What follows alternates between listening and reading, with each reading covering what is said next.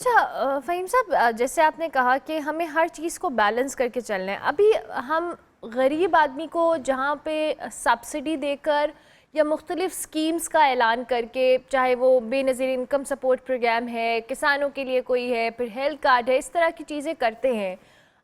Do you think they have an impact? لیکن بہت سارے اکانومسٹ جن سے ہماری ڈسکشن بھی اٹھ کے دے سے کہ اس سے کہیں نہ کہیں جو کہ ایک برڈن میں اضافہ بھی ہو رہا ہے، اور اس کا جو امپیکٹ وی ایکسپیکٹ کہ بہت اچھا ہوگا یا بہت زیادہ ہیلپ فل ہوگا، اس طرح سے نکلتا بھی نہیں ہے. Do you agree with that? Not entirely. اس کی وجہ یہ ہے کہ دیکھیں، جب بھی کسی کو آپ دیتے ہیں پیسے تو آپ کو اس کو ایک بزنس کے ساتھ لنک کرنا ہوتا ہے، مائکرو بزنس کے ساتھ.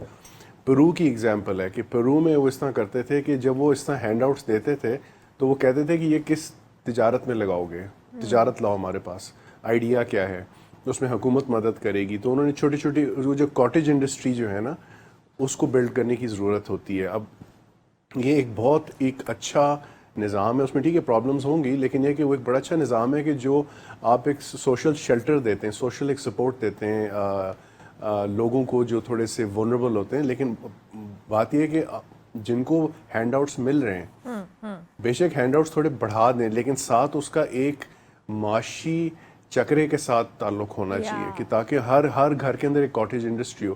آپ کو میں شاہجہاں کے وقت میں لے کے جاتا ہوں. شاہجہاں کے وقت میں جب ہم یہ زمین جو دنیا کی 25 سے 27% جی ڈی پی تھی، جو امریکہ کی جی ڈی پی سے زیادہ ہے، وہاں پہ کاٹیج انڈسٹری تھی.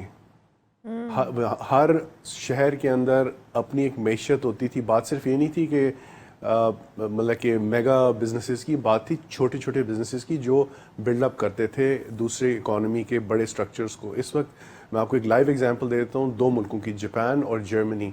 دونوں کی ہم تو صرف بڑے بڑے نام ان کے جانتے ہیں نا، وہ اصل میں کاٹیج انڈسٹری پہ چل رہا ہے، اور ان کے بڑے نام جو ہیں اس کے ساتھ لنکڈ ہیں، اسی لیے آپ کو فلو نظر آتا ہے.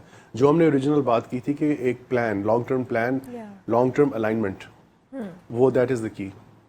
اچھا فہیم صاحب، جیسے آپ نے کہا کہ ہماری انڈسٹری، ہمیں جو اکانومی کی اسٹیبلٹی کے لیے وی نیڈ ٹو آپ نے جو بھی ان کسان اسکیموں کا یا بے نظیر انکم سپورٹ، لیکن اس کو ایک سسٹم کے ساتھ ایسوسیٹ کرنا ہے، ایک معاشی دھارے کے اندر لانا ہے، تبھی we can expect results. Do you think کہ جو اس وقت پروگرامز یہاں پہ کام کر رہے ہیں، ہم لوگوں کو معاشی طور پر انڈیپینڈنٹ کرنے میں بھی کہیں نہ کہیں ان پروگرامز کا رول ہے یا نہیں؟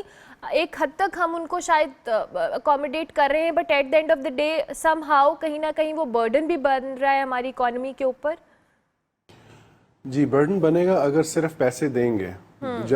اگر پیسے دیں گے اور اس میں سے کچھ آمدن بننی شروع ہو جائے، مثال کے طور پہ کہ اگر 400-450 ارب کا اگر ہینڈ آؤٹ ہو رہا ہے بسپ کے ذریعے، ٹھیک ہے، اگر اس میں سے مثال کے طور پہ جو ہینڈ آؤٹ ہو رہا ہے اس کا ایک ٹکڑا جو ہے وہ تجارت کی طرف جا رہا ہے، اور وہ لوگ اپنی کاٹیج انڈسٹری انہوں نے شروع کر دی ہے، اس سے کیا ہوگا کہ آمدن بڑھنی شروع ہو جائے گی. تو وہ 450 ارب لگانے کی لاجک بنتی ہے، اس میں فائدہ ہے. آپ اس کو اگلی دفعہ بڑھا دیں تاکہ اور گروتھ آئے.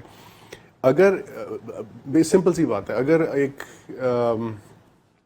پیمنٹ ہو رہی ہے تو اس کو صرف پیمنٹ کی حد تک نہ رکھیں، اس کو آگے ایک تجارت کی طرف لے کر جائیں تاکہ ایک کاٹیج انڈسٹری ہر گھر کے اندر ہو جائے. اس سے ہوگا کیا کہ آپ کی جو مائکرو لیول پہ جو بزنس ہے نا وہ شروع ہو جاتا ہے، آمدن بڑھنی شروع ہوتی ہے. اب وہ ہوتا ہے نا قطرہ قطرہ سمندر بنتا ہے، یہ لٹرلی یہاں پہ یہ چیز سامنے نظر آتی ہے ہوتے ہوئے.